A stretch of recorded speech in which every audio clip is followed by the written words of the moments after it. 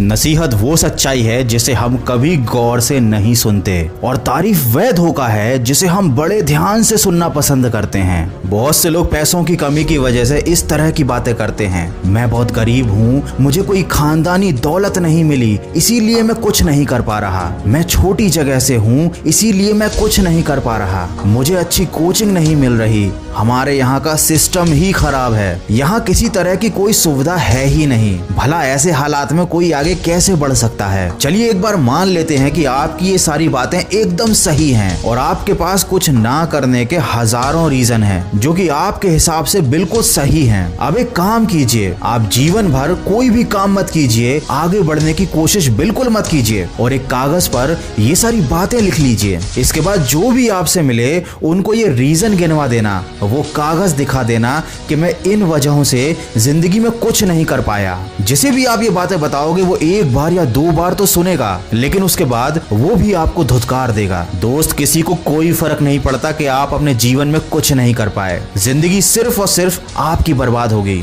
फिर चाहे आपने खुद को कितने भी बड़े रीजन क्यों ना बता रखे हों। जिंदगी भर पैसों की कमी की वजह से छोटे छोटे शौक भी कभी पूरे नहीं कर पाओगे। जब पैसे नहीं होंगे तो माँ बाप को कोई सुख नहीं दे पाओगे। वो अपने जीवन के अंत समय तक मजबूरी में काम कर रहे होंगे और आप सिर्फ अपने जीवन को लेकर यूं ही बैठे रहोगे। लॉकडाउन खत्म होने के बाद अपने आसपास किसी ऐसी जगह या किसी ऐसी होटल में जाना जहां केवल टॉप क्लास के लोग जाते हों। उस होटल का जाकर मेन्यू देखना जहां पर आप खाने बैठे हो तो 5,000 से 10,000 के बीच में बिल बनेगा। या फिर ऐसे किसी कार के शोरूम में जाना जहां मर्सिडीज या कोई महंगी गाड़ी मिलती हो, वहां जाकर देखना ऐसे भी लोग होंगे जो लाखों करोड़ों की कार को ले रहे होंगे और उनको चला रहे होंगे। जब आप ये नजारा देखोगे उस वक्त आपको समझ में आएगा कि दुनिया कितनी तेजी से आगे निकल रही है और आपकी कोई औकात नहीं है। आपने अपनी जिंदगी फालतू के बहानों में निकाल दी। हो सकता है ये जानने के बाद आपको अंदर से महसूस हो कि अब आप अपने हालातों को बदल कर दिखाओगे, इन लोगों से 10 गुना बेहतर जीवन जीकर दिखाओगे और जिंदगी में सफल होकर दिखाओगे। अब बहुत से लोग ये कमेंट करेंगे कि जिंदगी में पैसा ही सब कुछ नहीं होता। तो दोस्त, जब माँ बाप की दवाई खरीदने के पैसे जेब में नहीं होंगे ना, उस वक्त अपनी इस बात को याद कर लेना। अगर आप जिंदगी में सफल होना चाहते हैं तो उसके 7 भेद आपको अपने कमरे के अंदर ही मिल जाएंगे। आपके कमरे की छत ये दर्शाती है कि अपने उद्देश्य हमेशा ऊंचे रखो। पंखा ये दर्शाता है कि अपने मन को हमेशा ठंडा रखो। घड़ी ये बताती है